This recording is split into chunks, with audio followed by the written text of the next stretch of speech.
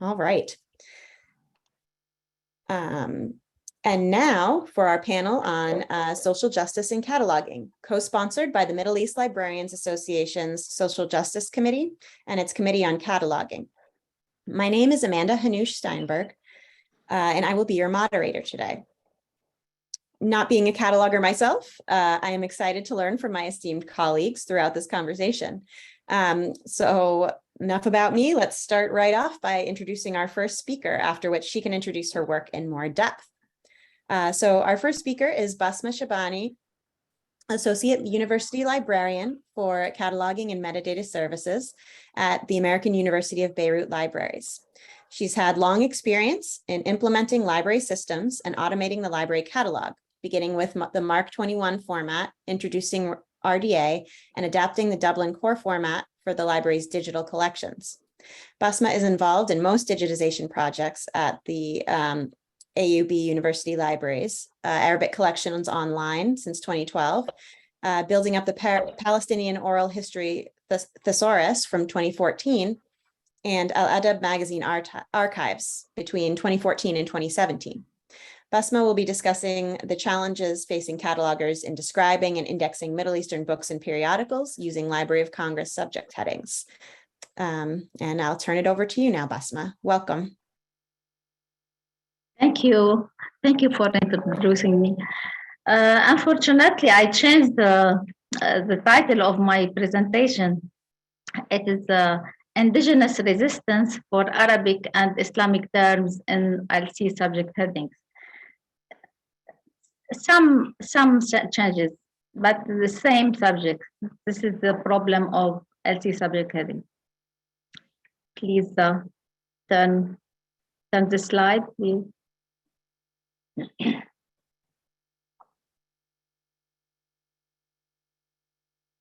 The second one.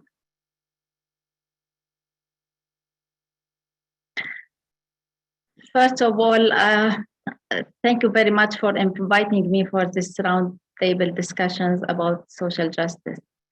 Let's define what is social justice, and mainly social justice principles. It is fairness in relation between individual and society, and equal access to wealth, opportunity, and social privileges to all individuals in the society. For me, it also denotes all socio-political injustice like ethnic minority, racial discrimination, apartheid, gender discrimination, religious discrimination, Islamophobia, poverty, colonization, human rights violation, bullying, political oppression, and positive discrimination. Please. Social justice and inclusion. When addressing the subject of social justice, we recognize there's injustice in socio-political level. Social injustice issues have been raised up by activists in the West, like racial discrimination, minorities, apartheid, and natives, abortion, women's rights, equal pay, wars, queers. Librarians in the West addressed and still addressing these issues. What about other people issues of social justice?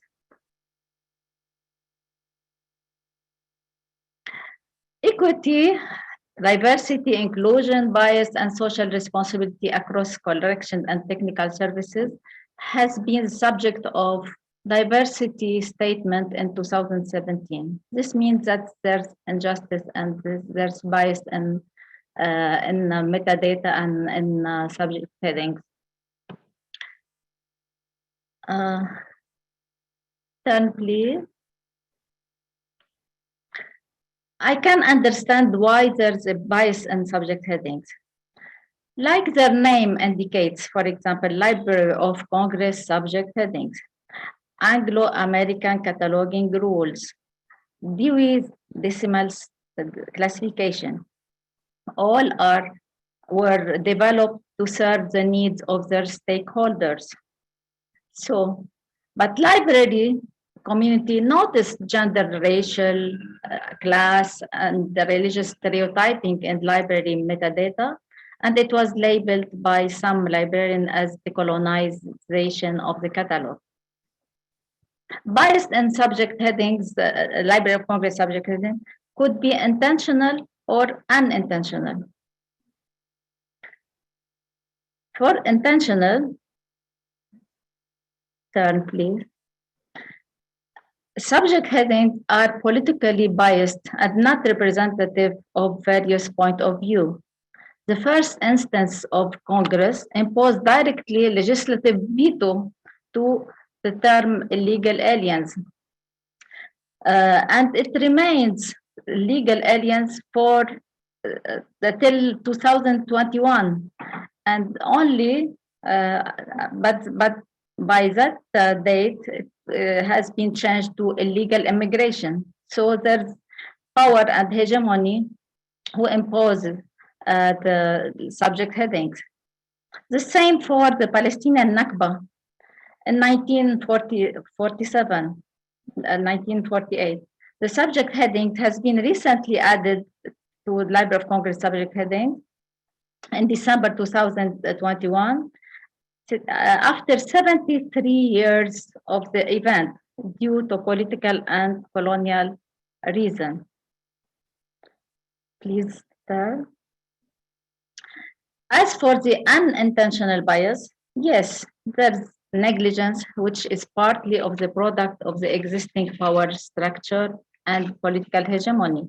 And there's also inconsistency in the degree of details covering subjects for different parts of the world. Some subjects are purely overlooked because of lack of interest or awareness about them. This is normal for enormous subject headings, authorities. And also, personal names and geographical names are not always accurately understood and spelled.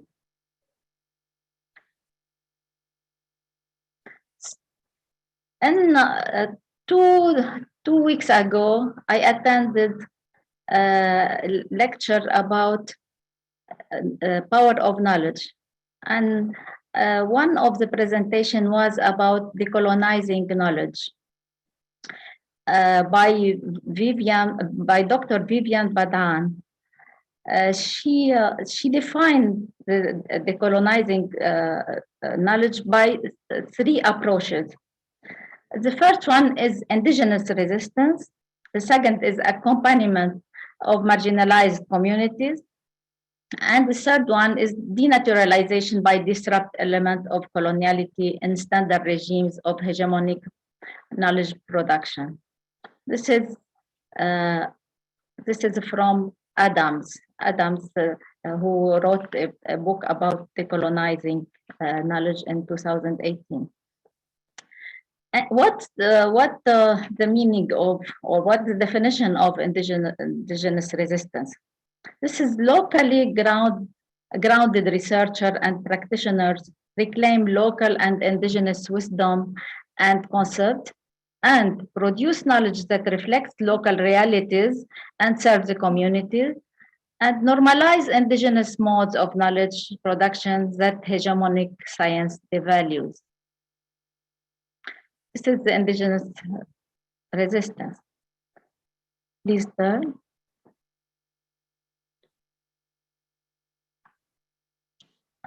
Please turn.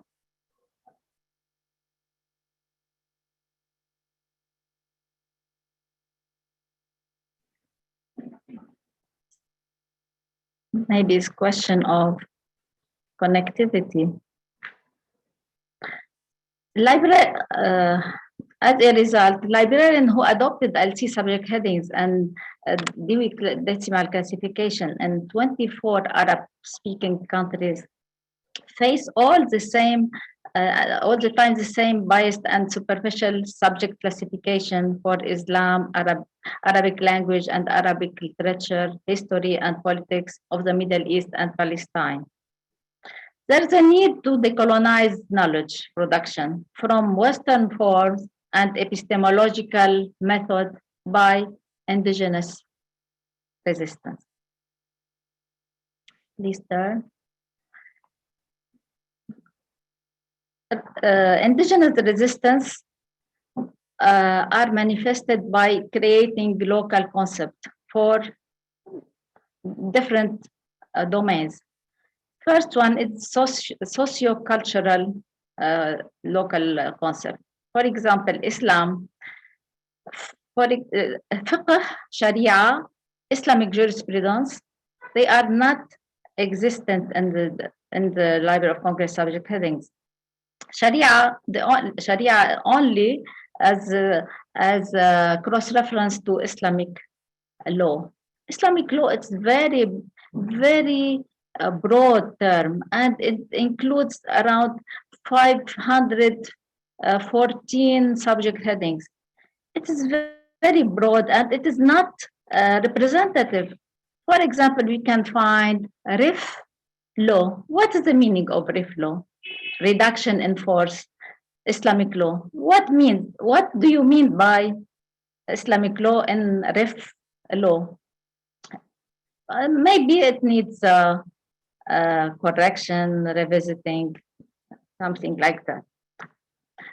Lately, I discovered in the linked data subject headings, there's a box suggest a terminology. It was very useful for me, and I tried to change and to add suggestion to all the subjects that I feel frustrated against them.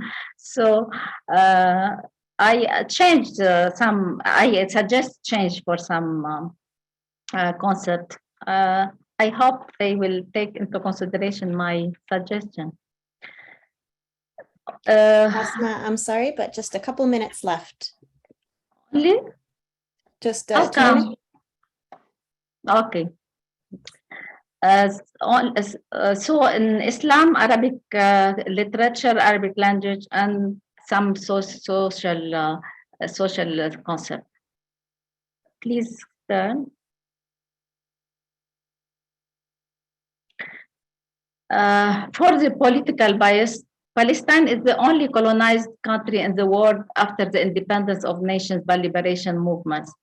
There's under coverage of subject headings dealing with issues related to Palestine, refugee camps of Palestinian massacres in Palestine by Ergun and Hagana, cities before the partition plan and Israeli settlement.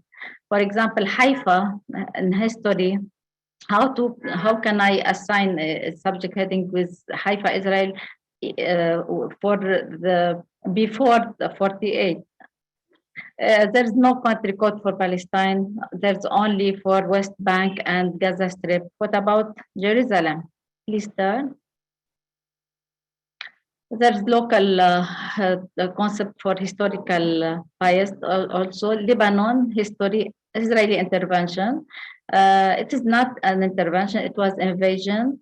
And 1985, it is not the date. Israel withdrew in 2000. All cities and realm in old Ottoman Empire, like Turkestan, it is a cross-reference for Asia Central. Please. AUB library catalog and remedy for this indigenous for this problem. Arabic and Middle Eastern users in AUB libraries are free to search a library catalog in their native language as a priority. This is how we try to decolonize our catalog from the imposing transliterated main entries. Since 2013, with the RDA implementation, access to Arabic title metadata in transliterated form in 880 is an additional way for interoperability and exposure at international level, OCLC, for example. Please, the translation of LC into Arabic. As a remedy and indigenous resistance, AUB library has translated more than 100,000 LC subject headings into Arabic. All Arabic library titles in the catalog are cataloged and indexed in Arabic with equivalent English subject headings as well. Please turn. Future project for cataloging the AUB library, accommodation or correction of pre-coordinated Library of Congress subject heading to post-coordinated subject heading using fast link data control vocabularies. And creating a namespace for Arabic subject headings for AUB and coordinate with other Arabic subject authorities like Biblioteca Alexandrina and others. Please turn. As a result of resistance, and in order to decolonize the catalog, AUB libraries opted to translate authorities. This is conclusion, the same. And to enlarge the scope of Islam, Hadith, Arabic language and literature, to formulate the subject headings in direct form, not inverted like the old catalog, and to keep the inverted form as cross-reference, to transliterate terms and to replace these translated terms in English, like Nahda instead of Arabic Renaissance, and Fiqh, Balagha, Fasaha, Arud, etc. This is the local practice, Nahu, Sarf, Balagha, Arud, and that's all. Turn, please. Thank you.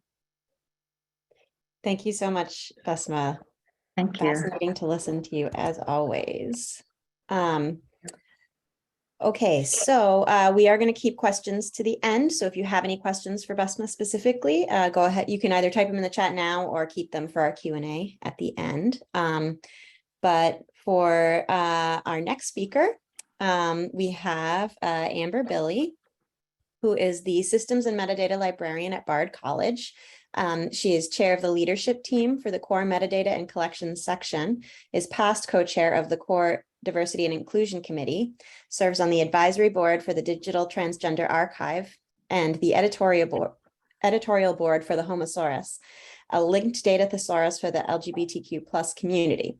When she isn't thinking about metadata and the future of libraries, Billey enjoys hiking in mountains, swimming in oceans, and sitting on meditation cushions. And just in case there are any changes, I won't introduce your talk, but you can, I'm sure, do that yourself. So welcome, Amber, and I'll turn it over to you. Great. Thank you so much, Amanda, and thank you everyone for having me today on this panel. I'm very pleased to be here. So I'm going to go ahead and share my screen, and I'm going to go ahead and start my slides. So I have been talking about social justice in library cataloging for, I think, my whole career. So over a dozen years now almost. And I'm finally at an institution where I can put those words into action. So today I'm going to talk to you about social justice and cataloging and collections here at Bard College Libraries. Before I begin, let's talk a little bit about Bard. So Bard, we like to say that we are a private college for public good. And if you don't know, if you're not familiar, Bard is a small liberal arts college in upstate New York, about 2 hours north of New York City, maybe about 200, I think it's about 200 miles north of New York City. So our mission here at Bard College seeks to inspire curiosity, a love of learning, idealism, and a commitment to the link between higher education and civic participation. So social justice is a part of our ethos here at Bard College. We're small, we have about 2,500 students. It's primarily an undergraduate education, though we do have some graduate programs. We have 4 libraries, the Stevenson Library, that's the main undergraduate library, and that's where I'm talking to you from this morning. We have the Levy Library at the Levy Institute for Economics, the CCS Library, which is the Center for Curatorial Studies, and the BGC Library at the Bard Graduate Center for Decorative Arts, Design, History, and Material Culture. And I know that some of my colleagues from BGC are on this call, so hi, Sebastian. So we have about 367,000 volumes, so we're small, but we have over 1 million bibs, so we really love our e-resources, and we're using Sierra ILS here. And so between those 4 libraries, we have about 28 FTE. So today, I'm going to talk about different projects that we've had addressing systemic problems within our library systems and how we've done that here at Bard. So let's just begin. So the first project that I took on was to fork from Library of Congress by creating local subject headings. And this was a project that began in February 2019, where I worked with librarians at BGC and CCS to address the use of illegal aliens in our catalog. We got together and made some decisions on how we wanted to to deal with this.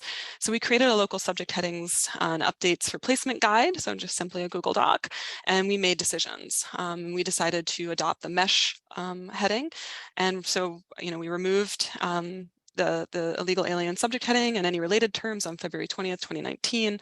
And so I still continue to run updates I do it during winter and summer break, just to ensure that all the metadata is consistent.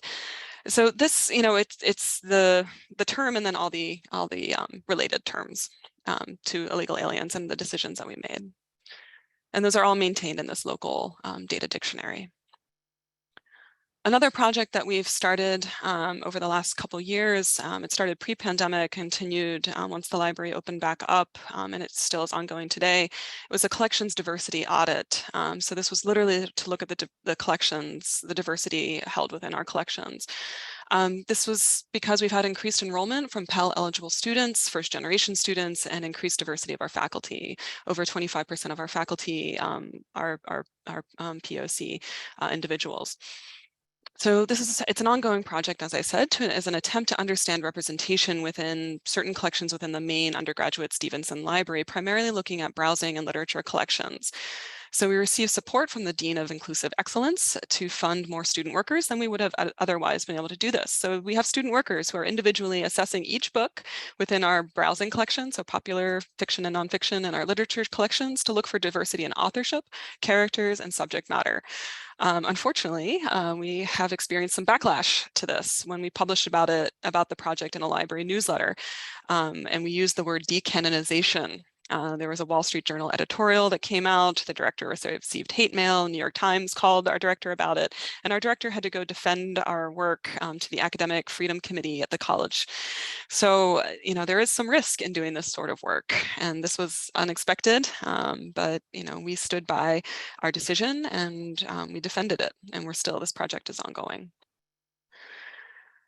In about December 2021, the libraries formed a DEI and cataloging group, and this was to address issues in the catalog and collections. And members include Bronwyn Battetti, she's the CCS librarian, Sebastian Moya, the BGC librarian, and Vic Panetta, who is the BGC Library Fellow. And so we meet on a bi-weekly basis since December 2021 to review past and current changes made by Library of Congress to improve issues with LCSH, review current problematic LCSH, and to make local decisions and review changes in LC classification and review any problematic LC classifications, and then make local decisions to address that. So the next couple slides will be about different projects that have come out of that cataloging group. So the first was looking at how we can maybe address some of the problematic subjects. So the DEI and cataloging group used Cataloging Lab's problematic LCSH data. So fantastic resource, highly recommend if folks are interested in doing this kind of work on their own to identify. So we use that data to identify different subject headings that could be changed either with either their suggested term from the Cataloging Lab or a local term that was determined by the group.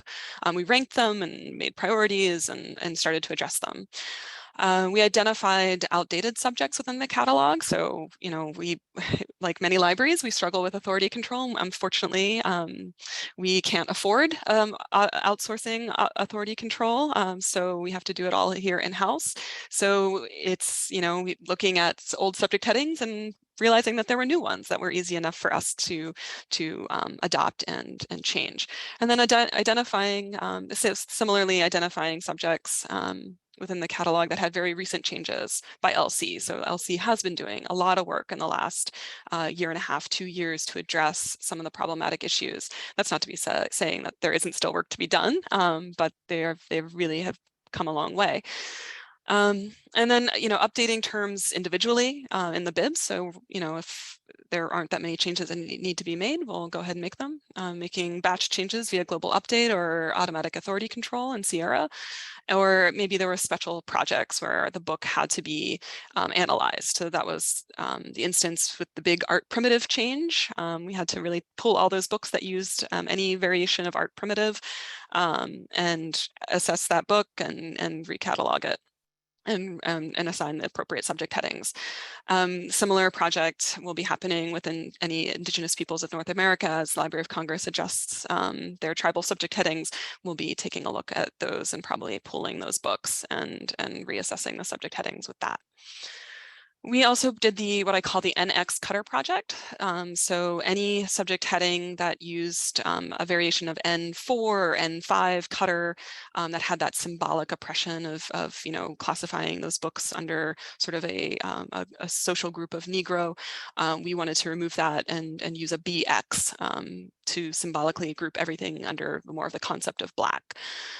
So during just this past summer of 2022, we pulled 732 books approximately to recatalog, reclass, and relabel. And that really only took us about a month and a half. And I created guidelines and a workflow, and I'll just share those with you. So we had guidelines for what to do, and just checking ClassWeb first to see if something had already been changed by Library of Congress, which in many instances it had, and if not, then we could just generally switch it without worrying too much about it. And then we had our workflow here, and I'm sure this workflow looks familiar to many catalogers. So here's an example of before and after. So before here you can see we had some N4, this is all poetry, this is all Black poetry, and here it had sort of, is classifying everything with the N4 cutter, and after it all has B53. And this also was a split file within the collection because things later were filed under under a BX cutter, and so you would have things under N4 and then a BX cutter, and so this really brought everything together and much more clear for our students studying Black poetry to find what they're looking for. So of course there is still work to be done. So here at BARD, I'm deciding whether or not to implement the new LCSH for offensive terms, so like illegal aliens. Do we want to adopt what LC has decided, or do we continue to use local headings? Continuing to update headings as decisions are made by LC, identifying other areas of problematic classification or reclassification. So looking at maybe how the history of Africa is classified, African American history, how that is classified, Indigenous populations, Native American history, Native American art, antiquities, looking at those kinds of things, and making decisions if we want to reclass it, even if Library of Congress doesn't. So then, of course, we have within the profession, there's still, of course, work to be done. And we saw that from Basma's presentation as well. And I encourage everyone to participate in SACO funnels. So SACO, the Subject Authority Cooperative, through the program of cooperative cataloging to address these DEI issues. There's a new LGBTQ funnel that has formed to address LGBTQ plus issues. There's an African American SACO funnel.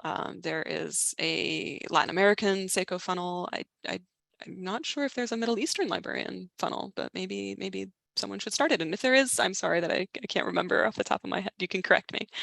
And then I encourage everyone to continue to submit change proposals and new headings to Library of Congress, and just continue to advocate for change. I'm going to put my core metadata and collections leadership team hat on for a second. And, I really want to encourage activity in the interest groups. And I would love to see a social justice and cataloging interest group. I think that we're at a place where we really need that. I see a lot of projects that are happening outside the umbrella of ALA, and I'd like to see it more formally brought into ALA and have this be a constant conversation that we're having. So I encourage everyone to get involved. It's a slow process, but we are making changes. And if just the last 2 years alone has shown how much can happen, it's just been absolutely amazing to watch as the profession moves toward social justice and making these changes. So with that, thank you so much. And I look forward to the other presenters and to our continued conversation this morning. Thank you so much, Amber. Fascinating. And we already have a few questions for you to start off our Q&A at the end. So our next speaker is Michelle Cronquist, who is a special collections cataloger at the University of North Carolina at Chapel Hill. She has served since 2021 as cataloging co-chair of the African American Subject Funnel Project, which works to improve the Library of Congress subject headings terminology reflecting the African American experience. She has also participated in other inclusive cataloging efforts, such as the Trans Metadata Collective and the newly formed LGBTQIA+ SACO funnel. So with that, welcome, Michelle, and I will turn it over to you. Hey, I hope my slides look good. All right, thank you. Yeah, so I guess there's going to be some through lines with what Basma and Amber have already talked about. So I decided to focus on talking about improving the Library of Congress subject headings as a way of doing social justice in cataloging, because that's what I've been most involved with. Okay, so I think that as catalogers, we often feel like we don't really have any power to make change. We feel like we've got these cataloging rules that we have to follow no matter what. And we feel like the controlled vocabularies like LCSH that we work with are just the way that they are. They are unchanging and unchangeable. And so we end up feeling like we don't have any power to change the system that we work within. But I think that we should turn it around and think about, where do we hold power and influence to make change in our work? And so looking specifically at Library of Congress subject headings, I think people often think of them as being unchangeable. You know, we just say like, there is no subject heading for X, or there's this problematic language and it's just going to be there forever. And we tend to think of it like it's controlled by the Library of Congress and we don't have any say in it as outside librarians, and that we just have to find workarounds like doing local subject headings or using alternative vocabularies. But what I'm going to talk about is how I think that really has changed in the last couple of years, and it is very possible to improve LCSH. The Library of Congress is really these days very interested in hearing the input of catalogers outside LC and other librarians. And they're also starting to think about justifications beyond just the literary warrant that has always been the underpinning of LCSH. And I'll talk about that a little bit more later. So why does it matter? You know, Amber already talked about this and Basma already talked about this, but LCSH tends to center whiteness, it centers Christianity, maleness, heterosexuality, etc. So it treats everything else as an exception. It often omits concepts, especially those having to do with historically marginalized groups. And of course, it sometimes uses problematic language like illegal aliens. So if we improve LCSH, we can make concepts more findable by our patrons, as well as using the kind of inclusive language that we think our patrons would probably expect to search on, and that we want them to be searching on and seeing in our catalogs. So a lot of this work that I've done has been through the African American Subject Funnel Project, which Amber also mentioned in her presentation. So I've been the co-chair of that for about 1.5 years. We operate as part of the SACO program, which is the Subject Authority Cooperative Program, and that is the program that allows member libraries to contribute to LCSH and other LC subject vocabularies by proposing new headings or changes to existing headings. So our focus is on improving the LCSH terminology reflecting the African American experience. And I'm just going to give some examples of the work that we have done. So these are just some of the new subject headings that we've gotten added to LCSH. Some of them are really filling in major gaps, like the Great Migration. You know, people always say they couldn't believe that the Great Migration didn't already have a subject heading. So, and you know, things like the Middle Passage, major concepts that you'd think would have already been in LCSH, but they weren't. And then also things like blackface allow us to describe our collections more thoroughly and more accurately. So when I talked earlier about workarounds, that can mean different things, but I just wanted to give this as an example. Before there was a subject heading specifically for the Great Migration, you had to use these two very long subject heading strings: African Americans, Migrations History, 20th Century, Migration, Internal United States History, 20th Century, just to get across this one single concept. And I think that's how we often think as catalogers, is like, okay, there's no subject heading for this. I need to find another way to bring out this concept. And that's great. Like that, of course we should do what we need to do, but we should also think like, maybe there should be a subject heading for that, so we don't have to go to such lengths to get this concept across. The funnel has also worked on trying to improve some existing Library of Congress subject headings. So the biggest project that we did last year was changing Blacks to Black people and whites to white people. And that came out of the feeling among the Black members of our group that they did not feel represented by the term Blacks, and they found it offensive. So we were able to make the case to the Library of Congress that the usage has changed, and the existing terminology was no longer appropriate and needed to be replaced. And we are currently working on a project to change slaves to enslaved persons, which is a much more complicated project, which is why it's still in progress. But again, we're trying to replace something with more inclusive language. So when I talk about there being greater influence in LCSH from people outside of the Library of Congress, that happens in a few ways.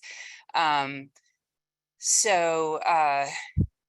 Library of Congress holds monthly editorial meetings where they discuss subject heading proposals, and they have made those now for the last year or so open to outside attendees. So anyone who wants to go to these meetings and have a voice in the decisions that are made can do so. They have started to talk about the idea of user warrant as well as literary warrant as a justification for the terms that they approve. And I think, and the idea of that is that, like if users are searching for something that indicates a need, and that should have an influence on what we put into LCSH. And I think that's a positive step. And they also have been, I think, increasingly responsive to pressure from outside librarians. That sounds a little bit too negative, but anyway, so especially groups like the African American Funnel, where we have a group of people who have come together around a particular subject area. If we go to them and we say, we really think this needs to change, they're very open to hearing what we have to say. So some ways that you can influence LCSH if you are interested in doing that. If you are at a SACO institution, you can propose new headings or propose changes to existing headings.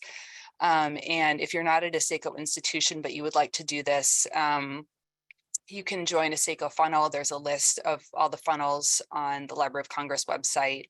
Many of them are organized around subject areas, or you can start a new one. There have been 2 new funnels that have been founded just in the last few months that I know of. So that is always a possibility as well. The Library of Congress puts out monthly list of new subject headings that have been proposed or changes that have been proposed, which is called the tentative list. And there's an email at the top of that where you can send comments. So if you want to write in support of something that has been proposed, or say there's a problem with something that's been proposed, you can do that, and you can send that to the Library of Congress, and they will take your feedback into consideration. As I mentioned earlier, you can also attend the monthly editorial meetings. Everyone is welcome to speak or add to the chat in those meetings, and they really are very interested in what people have to say.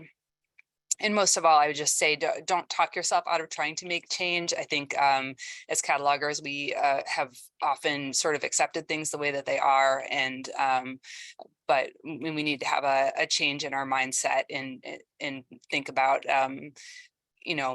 trying to make change. So thanks for coming to hear me speak. And I included a URL for our the LibGuide for our funnel, or you can just Google it and find it that way. Thank you.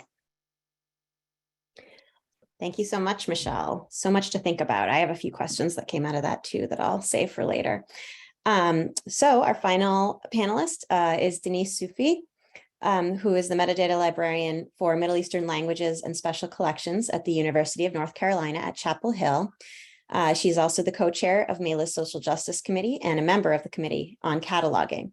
So she straddles all our worlds here. At UNC, she is co-leading a project to improve access to resources on the Indigenous art of the Americas through subject enhancement, SACO work, and reclassification. She's also the co-leader of the Open Rules for Cataloging project, which aims to create an openly available cataloging code with concrete guidelines and models for describing library resources, so that catalogers can efficiently accomplish their work. Welcome, Denise, and I'll turn it over to you. You're muted, Denise.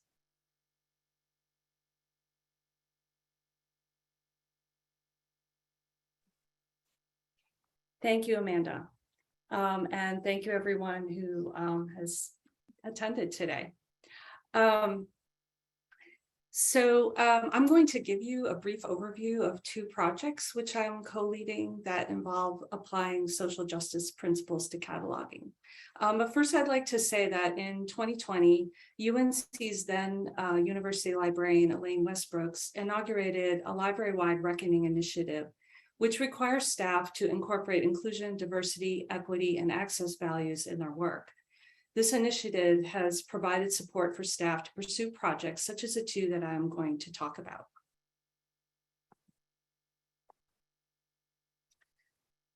The Indian Art Project was initiated in 2021 by a request from staff at UNC's Art Library arising from the challenges they observed students and professors having in accessing materials on Indigenous American art.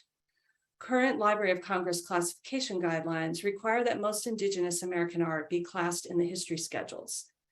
The Art Library staff asked that these materials be reclassified into the art schedules, therefore situating them with art from the rest of the world. They also requested that we provide more specific subject headings, such as names of tribes and their art where appropriate, as well as transfer any materials located in our general collections to the Art Library. The project is being led by myself and by my colleague, Sarah Levinson, Metadata Librarian for Latin American and Iberian languages. We first reached out to UNC's American Indian Center to discuss potential issues with subject headings. The Library of Congress uses the terms Indian and Indians to refer to the indigenous peoples of the Americas. So the subject heading for Indigenous American art is Indian art. Additionally, subject headings for names of tribes do not always reflect the name used by the members of the tribe, but rather the name given to them by European colonizers. We were able to speak with a professor affiliated with the center who advised us that right now there is no consensus on the use of the terms Indian, American Indian, Native American, and Indigenous, so retaining the subject heading Indian art was adequate. Additionally, the most important consideration for tribal names would be to have all the variants searchable, rather than to worry about the correct display name. To improve access to materials on Indigenous American art, we use the subject heading Indian art as well as other methods to identify the relevant bibliographic records. Each record was examined and enhanced using a four-step approach. First, we improved subject headings by adding specific tribal names and art genres where appropriate. Second, we created and enhanced LC subject headings for tribal names and art genres. This usually involved adding variants to records for names of tribes and creating new records for the art of specific tribes. Third, we added content notes listing artists named in the work. Lastly, we reclassified materials classed in the history schedules into the art schedules. So what is the current status of the project? The subject and content enhancement, as well as the reclassification, are largely complete. Books in the art library that were reclassified are in the process of being relabeled. Books in general collections that were reclassified still need to be relabeled and transferred. All our decisions have been thoroughly documented so that going forward, any new materials will receive proper subject headings and content notes and will be classified locally in the art schedules. Numerous staff have been involved in this project, including catalogers, art library staff, preservation staff for relabeling, and mailroom staff for book transfers. At this point, the impact of the project remains to be seen. The number of records to which we added subject headings was lower than expected, which means the collection overall had good subject access to begin with. We were able to improve a number of records for names of tribes and to add new subject headings for several tribes and tribal art. We also added some extensive content notes, which will hopefully improve access to specific artists. We expect the most impact in the reclassification. Almost 600 books were reclassified, and 200 of them will be transferred from general collections to the art library. We hope that by consolidating the collection in the art schedules as well as in the art library will help users to more easily locate the materials they need. Lastly, as most of you probably have heard, the Library of Congress is beginning a large project to reassess subject headings for Indians and names of tribes. The project will likely involve the participation of a number of institutions. We are gratified to know that our decisions for approaching these subject headings are adequate for now, and we hope to participate in the Library of Congress's reassessment in the future. Now, the second project I'd like to talk about is the Open Rules for Cataloging project, currently co-led by myself and Faye Leibowitz, former General Languages Catalog Librarian at the University of Pittsburgh. This project aims to create a set of freely available, straightforward cataloging rules as an alternative to RDA. The first thing you may be asking yourself is, why do we need yet another cataloging standard? The ORC project has 3 goals in mind: to reduce needless expense, to promote inclusion, and to facilitate data interoperability. First, a strong desire for open access runs deep in our profession. Open access resources include cataloging guidelines that are freely available, such as ISBD 2011, PCC recommendations, DAX, and DCRM RDA edition. Yet it's become more expensive than ever to access our cataloging instructions. In 1967, AACR cost $9.30, which is $77.56 in 2022. AACR2 in 2002 with the 2005 update cost $98. In 2022, the RDA toolkit costs anywhere from $167 to $197 per year per user. Many institutions cannot afford to pay for an RDA subscription and are denied access to cataloging rules. Second, an open access cataloging code encourages participation and promotes inclusion by eliminating the paywall and facilitating transparency. Its availability promotes easy adoption of the rules, and it enables professional cooperation outside of legacy institutional power structures. Lastly, open cataloging rules helps to facilitate data interoperability. Being freely accessible, they can easily be adopted by content providers, thereby promoting better integration with the library catalog. And by creating rules that are less complicated and more streamlined and focused, our data can work better with different data services. Now for a bit of history. The ORC project was formed and initiated by Amber Billey in 2019 as Open Cataloging Rules, OCR. Under Amber's leadership from August of that year until March 2020, members of the Core Committee, a small group of volunteers willing to take on the work of the project, formulated the vision, scope, principles, and element set. We also decided that our initial focus would be on non-rare monographs, as this is one of the primary resources being cataloged for which there are few open access guidelines. Due to the pandemic, no work was done on the project until it was revived by me in December 2020. Faye volunteered to co-lead the project with me. In 2021, the Core Committee determined which sources it would use to develop the cataloging rules and began developing a workflow. A publication platform was also decided on. In March 2022, the name was changed to Open Rules for Cataloging, ORC, to avoid confusion with the acronym for Optical Character Recognition. The ORC vision puts particular emphasis on open access as well as practicality to help facilitate the cataloging process. You can see that the same values are part of our scope, along with ethics and best practices, inclusivity, compatibility, and adaptability. While we will provide MARC-based examples, the ORC code will not be tied to MARC and will be usable with other types of standards such as BibFrame and Dublin Core. ORC adheres to the IFLA Statement of International Cataloging Principles with a few additions and modifications. For example, under the principle of representation, which advises that controlled forms of names of persons, corporate bodies, and families should be used, we have clarified that ORC does not seek to create new rules for authority work, but rather endorses any current and future standards. And under the principle of integration, we have clarified that the focus in ORC is on bibliographic resources as commonly encountered in public and academic libraries. And we do not intend to create rules for materials already covered by other free cataloging guides, such as the DCRM suite. Our element set covers the 7 areas of description listed on this slide, inspired by ISVD and DCRMR. The rules for various elements are currently being developed, mainly using the rules for descriptive cataloging in the Library of Congress from 1949, as well as a comparison of rules across a number of codes. As each section is completed, it will be vetted using a 5-step review process encompassing different groups of reviewers. In the process of developing the ORC code, examples in MARC are being included since the majority of catalogers are working in MARC. Examples in other standards such as Dublin Core, MODS, or BibFrame may also be added should the users of ORC desire them. In addition to developing the ORC code, we are also in the process of developing a website similar to the DCRMR site.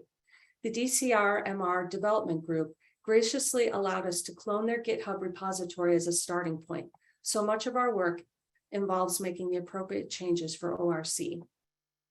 Our future wish list includes adding instructions for non-monographic materials which do not already have freely available cataloging guidelines, as well as creating a feedback mechanism for catalogers to submit examples and ask for clarification.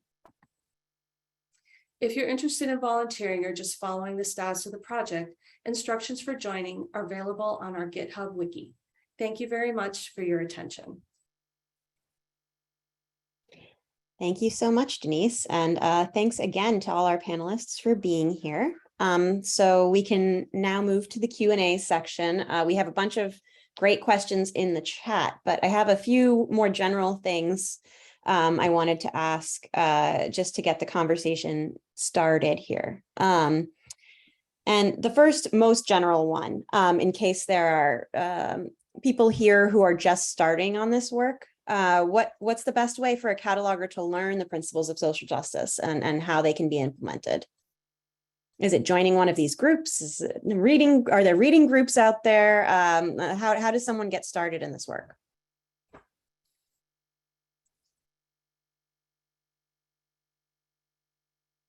I'll start off by answering what we did at UNC. So when our Reckoning initiative started, at least with my group of catalogers and resource description and management, we realized that maybe we knew a few things about implementing social justice and cataloging, but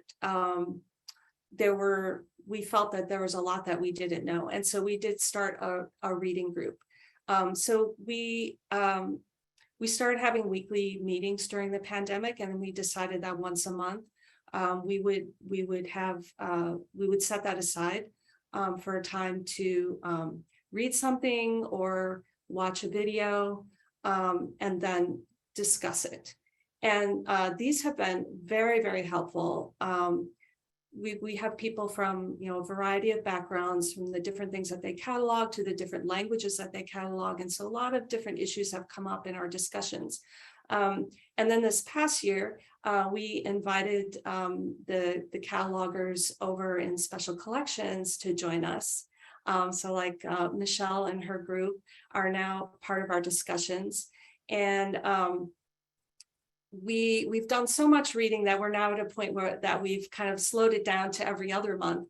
But these have been great. And it's great to also have the special collection catalogers as a part of it, because they are also coming in with their own types of issues that they see in the work that they do. So these kinds of discussions have been really illuminating. And in the process, what has grown out of that is a number of projects to address different issues. And I can just mention one small thing that grew out of this is I decided to look into the use of East Indians for people who are from India. Michelle gave me a contact and I believe it was at Dartmouth, and who was an expert in South Asian studies. And upon contacting her, I discovered that an attempt had already been made to change the subject heading. It had not gone through, although there are plans by LC to look into it, but we were able to change it locally to Indians, and then put India in parentheses after that to clarify that we're not talking about the indigenous peoples of the Americas. And I'll just echo Denise and just say, like, forming a group at your local library, and just, starting with readings or discussions, looking at your catalog. I think that that's, some of the best ways to start. And if you don't, maybe you're a small library, our group at BARD is just 4 people, but if you're very small, getting involved with, groups at, ALA or your local regional library system, reaching out. I know that here, our New York Southeastern Library Council has a social justice group, and it's not specific to cataloging, but it's social justice in libraries. And if it's not social justice, just equity, diversity, and inclusion in libraries, those kinds of groups as well. So just getting involved, and asking questions and educating yourself. Great, thanks so much. And then something I've always wondered about these initiatives is how in your projects have you decided which subject headings need to be changed, either locally or if you're proposing changes to LC? Is it a small committee? Do you do patron surveys, outside organizations, et cetera? And which tools have you used, along with, have they been effective, not effective? Has there been conflict? Just how are those initial decisions made? I'll start. So it was all done by the little committee that we have, and I just again want to shout out to Sebastian for making beautiful spreadsheets, and we literally ranked them. So we had all the terms in a spreadsheet, and then as a group we gave rankings to what we felt like was a priority on a scale from, I think it was 1 to 5, and then we could sort that and start tackling it from there. And it really helped us to see what were the issues that concerned us the most between our libraries, and that really worked for us. We didn't get patrons involved. For us, I think that I really don't. I want the metadata to be invisible. I want students to not really have to think too much about this sort of stuff. So we just kept it here within the library staff. I'll say I don't know that anything has ever been super organized, but I've gotten suggestions from a lot of other staff at the library who just notice, they have their own areas of expertise and they notice problems, and they might bring them to me, and I might do a proposal. But also I would say working with people who represent the groups affected, I'm white, but I work with a group that works on African American subject headings. I am not the expert on what is best, what terminology is best or what is needed. I'm more of an expert on how to propose LC subject headings. So, it's very important, of course, to get people involved from different communities if you can.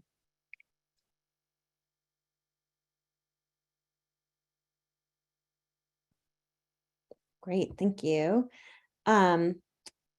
So let's start, I think, because we have so many good questions in the chat, let's start with specific questions. But because I'm the moderator, I'm going to do mine first because that's moderator privilege. So my question was for Michelle, because I have heard about the SACO funnels not being as effective as you described them. And you mentioned that LC has been more receptive in the past few years. Does this appear to be something, is it a leadership change? Is it societal change? Do you think it's something that's going to last, or is this something like we should jump on while we can to get everything done that we want to get done?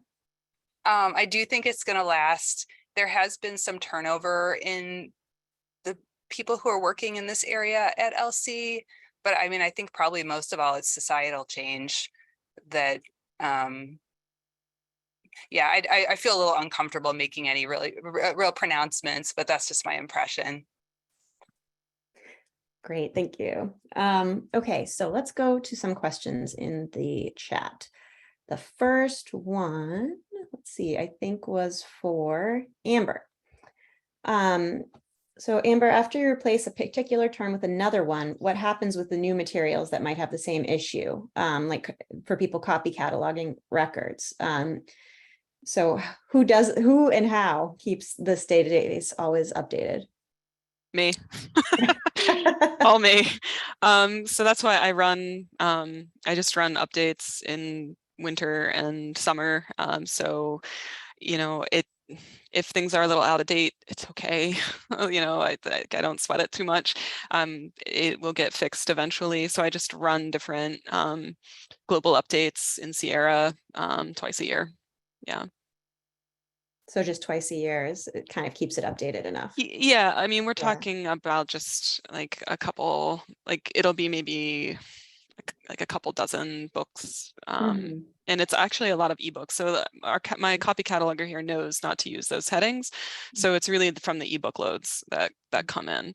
And, you know, sometimes if I think about it, maybe I'll run a script before loading them, but, you know, they're ebooks. I just kind of shove them in there and don't think about them too much. So yeah, it's just maintaining it twice a year. Great. And we had a lot of interest in the chat in the NX Cutter project.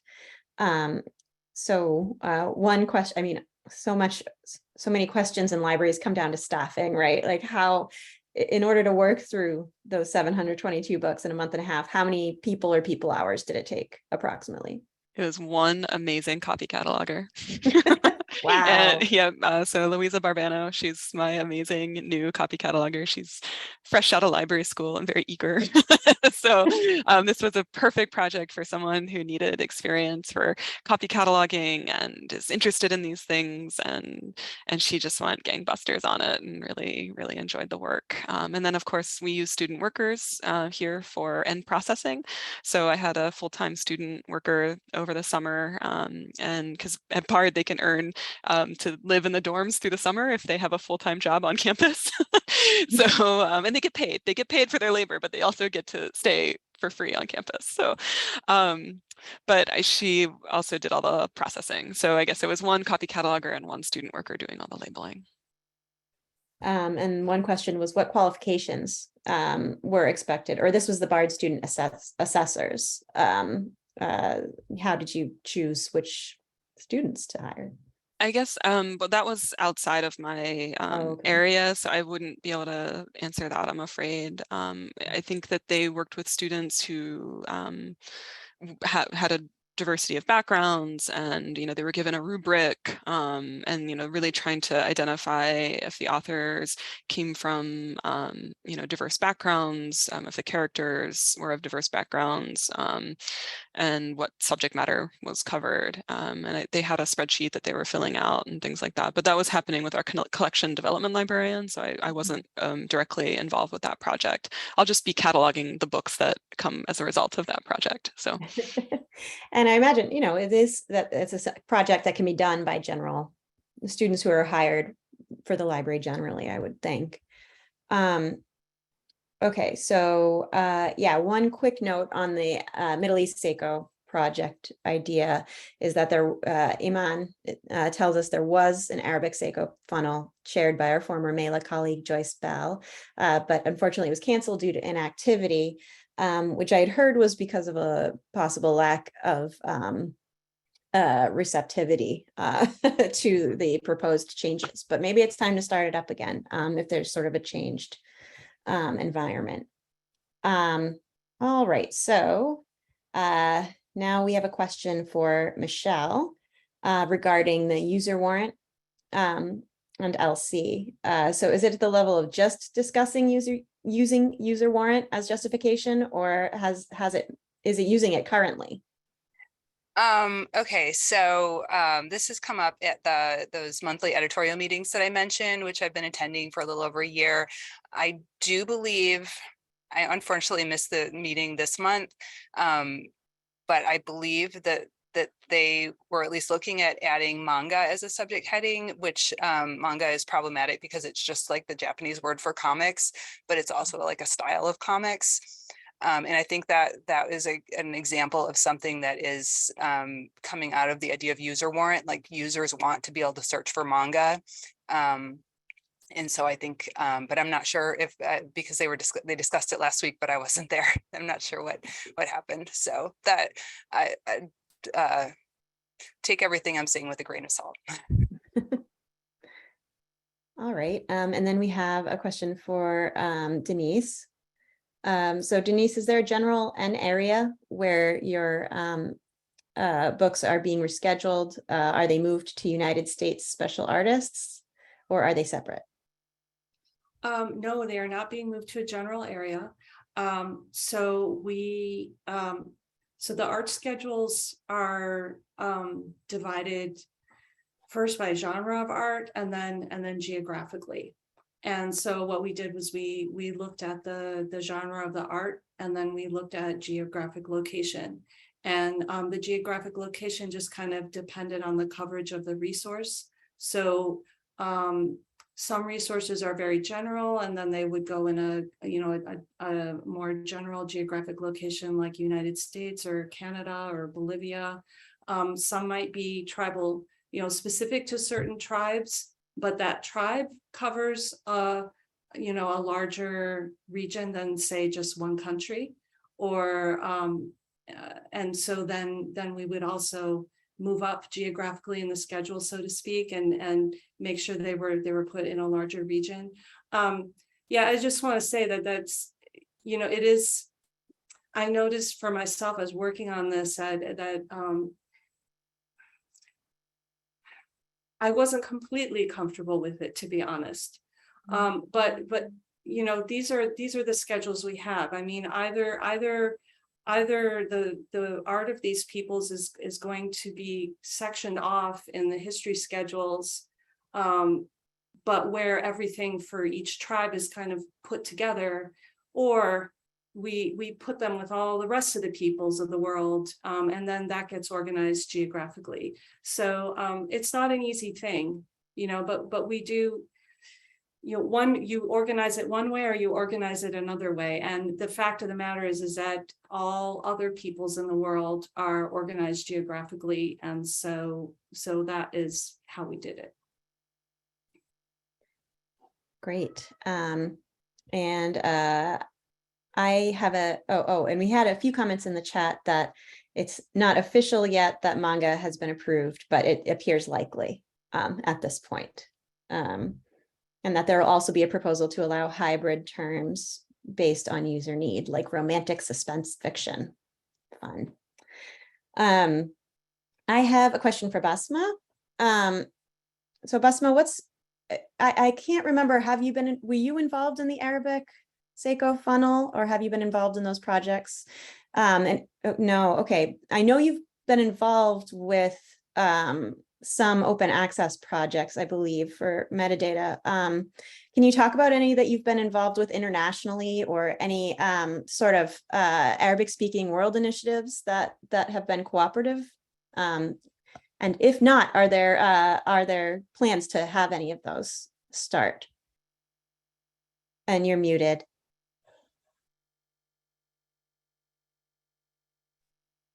So you're still muted, Basma. Yes, sorry. I participate in ACO, Arabic collections online for